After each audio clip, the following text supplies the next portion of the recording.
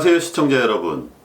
오늘은 방송에 앞서서 여러분들께 감사의 인사 말씀드리겠습니다. 제가 구독자 수가 2,000명이 넘었습니다. 제가 뭐 얄팍한 지식을 소개해드리는 정도인데 이렇게 많은 분들이 성원해 주셔서 진심으로 감사드리고 계속 더 열심히 좋은 정보 알려드리도록 하겠습니다. 구독과 좋아요 눌러주시면 더욱더 열심히 좋은 방송 보내드리겠습니다. 오늘 방송은 경기도 아파트 대폭락이 예고된다. 대폭락이 시작될 것이다 라는 주제를 가지고 한번 말씀을 드리겠습니다. 과연 그렇게 될 것이고 언제부터 시작되고 어디서부터 시작될지, 그 다음에 왜 지금까지 그 많은 대책에도 불구하고 왜 집값은 하락, 아니면 뭐 연착륙, 이게 안 되고 계속 상승하고 있을까? 또 일본의 잃어버린 20년 버블 붕괴와 같다는데 우리도 진짜 그런 것인가? 면밀하게 한번 살펴보도록 하겠습니다. 자, 그럼 첫 번째, 왜 그 많은 대책에도 불구하고 우리나라 전국 서울 경기 수도권 집값은 왜 잡히지 않고 하락하지 않았을까요? 요거에 대해서 한번 알아보겠습니다. 자, 요거를 아시기 전에 여러분들께 한번 조세의 전가의 귀착, 요 용어에 대해서 한번 설명드리도록 하겠습니다. 조세의 전가, 그리고 조세의 귀착, 이 말은 뭐냐면 이제 양도소득세가, 부동산 보유세가 올라갑니다. 그러면 그게 매도인 또는 매수인에게 이제 전가된다는 내용인데, 매수인과 임차인에게 전가된다는 내용인데요. 예를 들면 이거죠. 양도소득세가 확 올려요. 그러면 파는 사람 입장에서는 세금이 과다하기 때문에 팔지 않거나 그만큼 가격을 올리게 됩니다. 이거는 실제로 일반 휴대폰을 생각해 보셔도 뭐 휴대폰 공급사에서 100만 원에 팔던 것을 갑자기 뭐 휴대폰세 해가지고 10만 원을 부과하기 시작합니다. 그러면 그거를 제조사에서 부담을 할까요? 아니면 소비자에게 부담해서 110만 원에 판매를 할까요? 아마 109만 원이나 110만 원 경쟁력이 있어서 경쟁력 때문에 아마 110만 원 이렇게 판매를 할 겁니다. 그래서 이 부동산 관련 조세를 정부에서 인상하면 매수인 또는 임차인에게 전가되어 부동산 가격 상승을 초래할 수 있다. 좀 이해가 되셨는지요? 처음에 좀 이해가 안 가는 분들이 많습니다. 그런데 자, 쉽게 또 이렇게 생각하시면 됩니다. 최근에 반전세가 늘어나고 있죠. 왜? 보유세가 증가를 하니까 전세 금리도 낮은데 은행에 둘 수도 없고 규제가 많이 있으니 투자할 곳도 마땅치 않고, 그러니 그냥 전세 나머지 부분을 월세로 받아서 보유세를 납부하겠다는 겁니다. 무주택자, 1주택자, 2주택자, 다주택자 우리 모두는 우리 국민들 모두는 부동산 시장 참여자입니다. 공급자이기도 하고 수요자이기도 합니다. 이렇게 부동산 관련 조세가 인상되면은요, 거래량이 줄어들고 가격은 오릅니다. 이제 왜 그러냐면, 자, 시장에 매물을 내놓지 않습니다. 팔고 좀 좋은 걸로 이사 가려고 했는데 팔려고 하니 양도세가 상당한 거죠. 그렇게 되면은 팔고 또 사는데 비용이 많이 나가기 때문에 많은 분들은 거래를 하지 않게 됩니다. 자, 이렇게 되면 시장의 매물이 줄지요, 세금은 올라가죠. 이 두 가지 원인이 이번 부동산 정책에 있어서 가장 큰 낙제점이 아닌가 이렇게 생각합니다. 결국 가격은 올라간 것이죠. 두 번째, 일본의 붕괴, 일본의 잃어버린 20년과 우리나라가 같다, 똑같다, 뭐 유사하다 이런 말씀하시는데 한번 알아보도록 하겠습니다. 일본의 붕괴를 한번 알아보겠는데요. 이제 옛날로 올라갑니다. 1985년 프라자 합의, 많은 분들이 아실 겁니다. 모르는 분들을 위해서 이제 잠깐 설명을 드리면, 레이건 정부 시절에 무역 수지 적자, 재정 적자 두 개가 겹치면서 미국은 상당히 어려운 재정을 맞이하게 됩니다. 이래서 레이건 정부가 상당히 여론의 질타를 받기 시작을 하죠. 이래서 아이디어를 냅니다. 뭐냐? 미국 환율을 조정하자는 겁니다. 그래서 1985년 뉴욕 플라자 호텔에서 이제 플라자 합의라 해서, 그래서 플라자 호텔에서 해서 플라자 합의라 하는데, 여기서 미국, 영국, 독일, 프랑스, 일본, 선진 5개국 재무장관 회의를 개최를 하면서 미국의 압박이 거세게 들어갑니다. 뭐 심지어는 미군 철수까지 검토하겠다. 여러 가지로 이제 이 5개국을 압박을 해서 환율을, 미국 달러를 약세를 만들어 버리죠. 그러니까 사실은 이게 일본이 타겟이었습니다. 결국 프라자 합의에 합의한 프라자 회의에서 합의를 한 일본은 첫 단추를 여기서부터 잘못 끼게 됩니다. 일본 엔화가 강세가 되니까 엔고가 되죠. 그러니까 수출이 부진하게 됩니다. 가격 경쟁력을 잃고 수출은 계속 하락을 하고 달러는 약세가 되니까 수출이 호전되면서 이제 경기가 좀 좋아지게 되죠. 미국 경기가. 이렇게 되니 일본 정부에서 확장 정책을 시작합니다.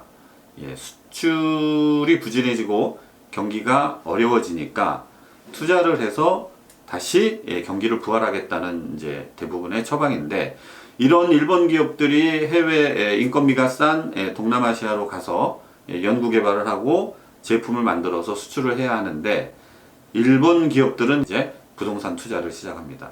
일반 국민들도 돈을 빌려서 부동산 투자를 시작을 하는데, 일본은 LTV가 110%, 120%까지 해줍니다.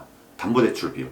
우리나라는 이 대출 규제가 있기 전엔 70%까지 대출을 해줬습니다. 주택담보대출이죠. 자, 이래서 일본은 어마어마한 투자를 시작합니다.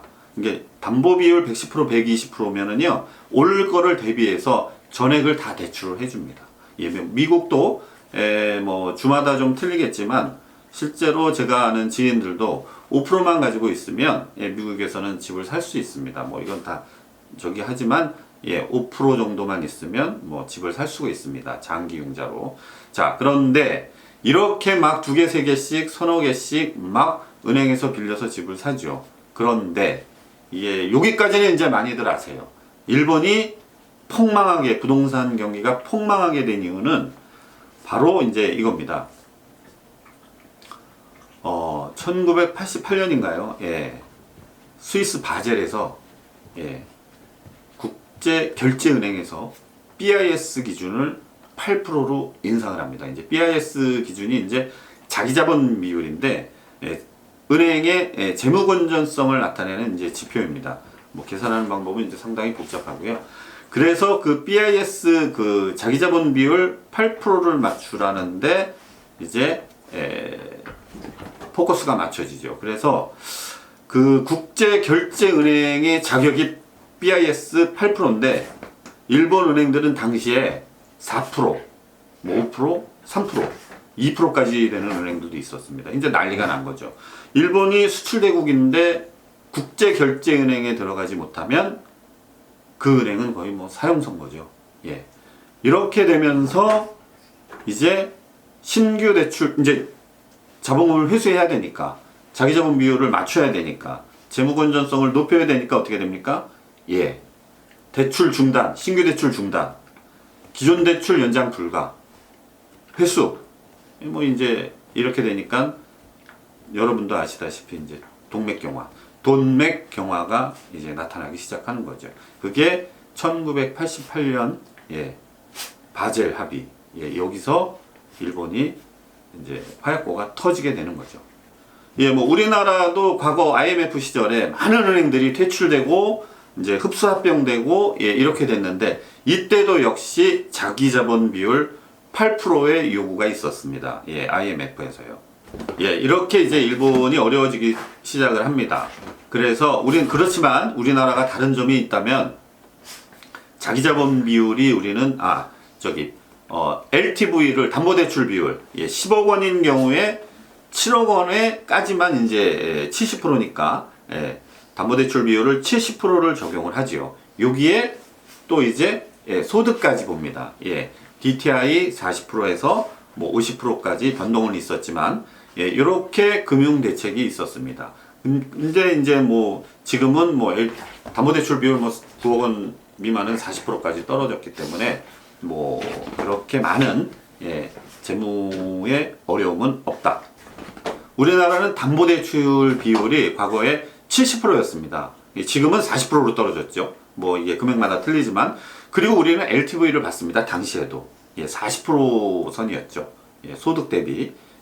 뭐 이런 기본적인 과거에 일본을 봐왔기 때문에 우리는 거기에 미리부터 대비를 하고 있었습니다. 그래서 너무 일본과 같이 우리나라가 무너질 것이다, 그거는 뭐 저는 동의할 수가 없습니다. 그래서 우리는 일본과 다르다, 이 점을 좀 말씀드리고 싶습니다.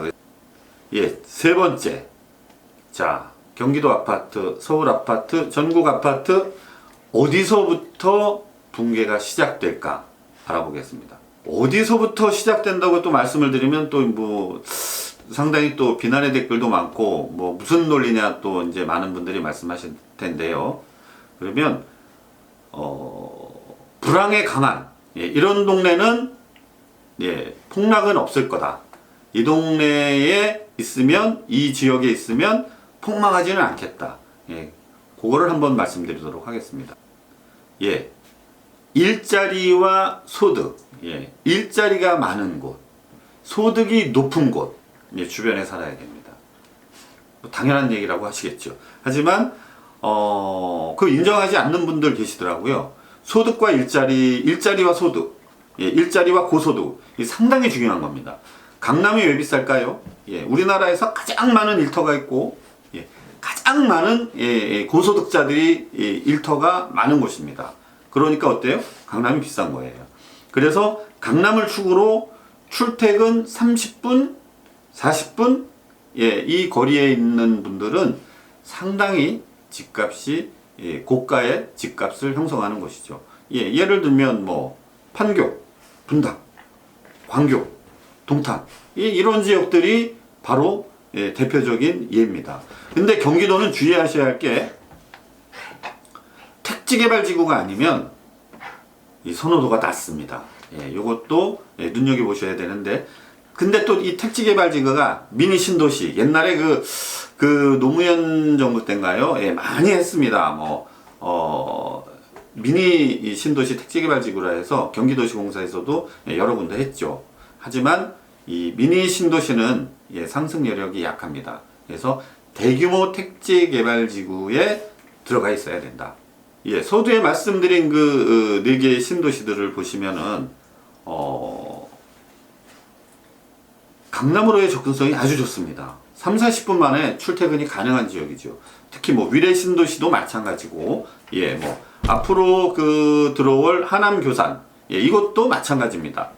그래서 강남을 중심으로 30분, 40분, 뭐 길게는 좀 길게는 한 뭐 50분, 뭐 이렇게 출퇴근이 가능한 지역, GTX 노선이 있고, 뭐 SRT까지 있고, 신분당선이 있고, 어쨌든 강남을 빠르게 접근할 수 있는 곳은 정말 불황에 강하고 호황에도 강한 그런 신도시가 될 것입니다. 오래된 뭐 신문기사 하나 소개해드리도록 하겠습니다.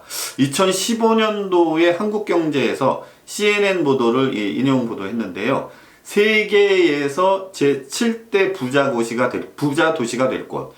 2025년도에 세계 제7대 부자 도시로 급부상할 곳을 선정을 했습니다. 1위가 이제 카타르 도하. 왜 그러냐면 2022년도 이제 월드컵이 있어서 많은 투자가 일어날 도시로 보고, 4위가 경기도 화성시입니다. 여러분들도 아시겠지만 삼성전자에서 대규모 투자를 하고 있고, 일반 중소규모의 산업단지들도 포진이 돼 있고, 그 다음에 5위가 또 대한민국입니다. 충남 아산입니다. 충남 아산. 여기는 마찬가지로 여기도 뭐 삼성전자 들어가 있고, 그죠? 엄청나게 큰 산업단지들이 많은 곳입니다. 특히 충남 아산도 그렇지만 경기도 화성 같은 경우에는 평택항이 바로 있어서 향후 이쪽에서는 많은 일자리가, 많은 투자가 일어날 것이다 라고 해서 CNN에서 보도를 한 것 같습니다. 이렇게 요런 지역 안에 주택을 구입하시게 되면 틀림없이 급락에 대비할 수 있다. 많은 분들이 이제 아파트를 좋아합니다. 이거 뭐 택지개발지구 안에는 다 비싼 것만 있지 않습니다. 인근 지역으로 모이셔서 찾다 보면은요, 아직도 분명히 들어갈 곳은 있습니다. 뭐 계속 이렇게 막 비싼 동네, 비싼 아파트, 비싼 단지 하면은 좋죠. 그렇지만 내 소득과 내 형편에 맞는 주택을 찾으면 반드시 이제 그 안에 있습니다. 부동산, 주택은요, 오르면 또 내려가고, 내려가면 또 오르기 마련이죠. 이제 뭐, 부동산은 10년 주기설, 뭐, 진폭이, 뭐, 높고 깊다. 뭐, 이런 얘기도 있습니다. 하지만, 요 KB 시세 하나 올려봐 드릴게요. 이게 순회동 파크타운 대림 아파트인데요. 2003년부터 2003년 1월부터 2021년 3월까지 KB 시세가 이제 2003년부터 시작이 됐는데요. 우상향하는 모습을 보실 수 있죠. 첫 번째 화살표가 이제 노무현 정부 때 이제 또 급등을 합니다. 그랬다가 2011년, 13년 쭉 내리막을 타다가 두 번째 화살표죠. 그 다음에 세 번째 2017년부터 16년부터 이제 서서히 상승을 시작해서 3억 원 중반대부터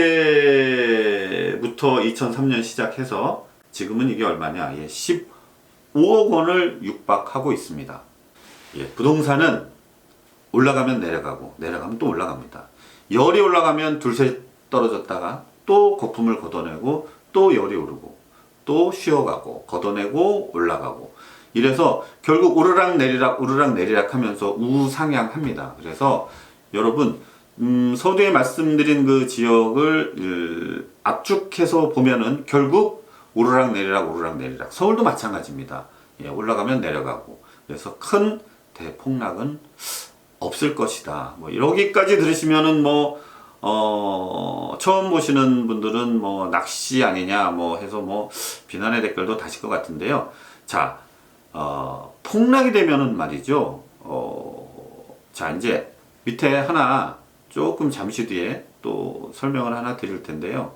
끝까지 들어보시면 왜 이게 폭락이 없는지 한번 말씀드리도록 하겠습니다. 네 번째. 자, 그러면 언제부터 폭락을 할까요? 글쎄요, 그거를 알면 제가 뭐 어마어마한 갑부가 됐겠죠. 앞날을 어떻게 알겠습니까마는 폭락이 되면은요, 폭락을 주장하시는 분들, 폭락을 바라시는 분들, 이런 분들은 잘 들으셔야 돼요.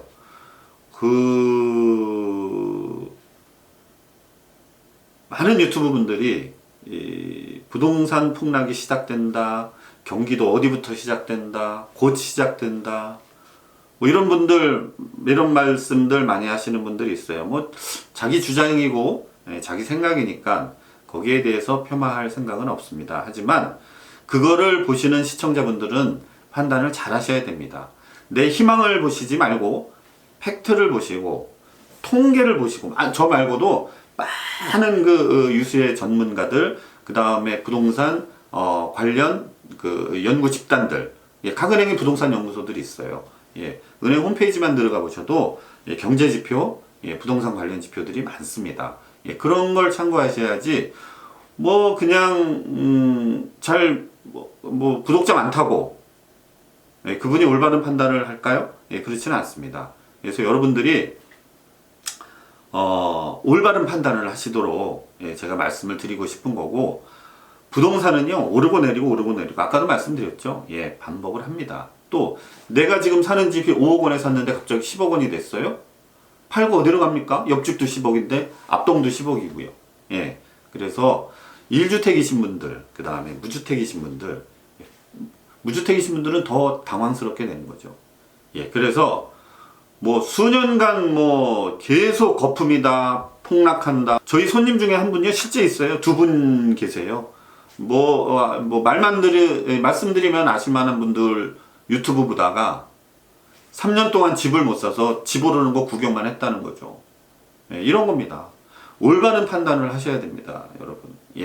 집값은 올라가면 내려가고 또 올라갑니다. 그러면 본인의 희망을 담은 그 유튜브만 보신다고 집값이 떨어졌어. 여러분도 사실 것 같아요? 올라갈 때 못 사는 사람은요, 내려갈 때 절대 못 삽니다. 왜? 더 떨어지면 어떻게? 불안한 거죠. 예, 그런 심리 때문에 올라가는 장세에서는 추격 매수가 나옵니다. 왜? 더 올라가기 전에 집을 사야 된다는 거죠. 하지만 떨어지기 시작할 때 추격 매수를 하는 사람은 100명 중에 1000명 중에 1명 예, 있을까 말까 합니다. 예. 자, 그러면 이제 언제부터 경기 변동이 시작해서 집값이 좀 내려갈까? 예. 아까도 이제 말씀드리지만 폭락을 하면은요, 여러분 길거리에 나앉을 사람들 많습니다. 그래서 이게 일본 보셨죠? 부동산 경기가 추락을 하면서 은행이 문을 닫습니다. 은행이 문을 닫기 시작한다는 것은 그 나라 경기는 이제 뭐 굉장히 어려움에 겪게 되는 거죠. 많은 회사가 문을 닫고 많은 자영업자가 폐업을 하고 많은 분들이 이제 실업자가 되는 거죠. 많은 분들이 신용불량을 겪게 되는 거고. 예, 그래서 폭락은 없어야 합니다. 집값을 이전으로 회복해야 되겠다. 그럼 기존에 지금 대출이 나가 있는데 그러면 은행은 망하라는 얘기인가요? 예, 이거는 뭐 제가 볼 때는 이해가 안 되는 부분이고, 그래서 집값은 연착륙을 시켜야 국민들이 충격이 없게 됩니다. 자, 올해는 많은 전문가 집단, 부동산 연구소, 그 다음에 제야의 숨은 고수들, 여러분들이 모르는 아주 고수들이 많습니다. 이런 분들은 올해를 상반기는 약보합, 기관들에서는 상반기 약보합, 하반기는 강보합 내지 소폭 상승.